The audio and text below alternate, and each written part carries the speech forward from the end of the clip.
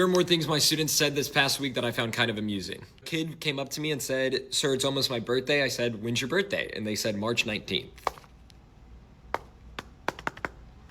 Almost is a crazy term to use. A student asked me if there were still slaves in the world today. I said there's actually more people in slavery today than in any other point in human history. The student said, "I feel like if that were true, we'd know about it." I said, "We do know about it. That's why I just told you that." And they said, "Well, then why don't we just bomb them?" Bomb the slaves? And then they said that's not what they meant, and then did not clarify further. Anyways, I don't see a Nobel Peace Prize in that kid's future. This happened during dismissal 2 days ago. Somebody said, "What language do Italians speak?" And their friend said, "I think Spanish."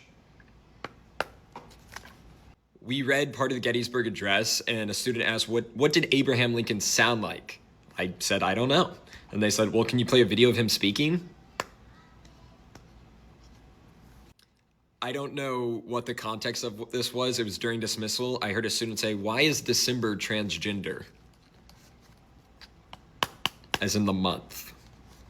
I asked my students who killed Lincoln, and one of my students said, "I don't know, some guy with a mustache." And then a bunch of people looked at me, and it wasn't me. It wasn't. During dismissal, I heard one student say, "If you wait for your food, you become the waiter." Their friend was silent for a little bit and then said, "How do you know your food's weight?"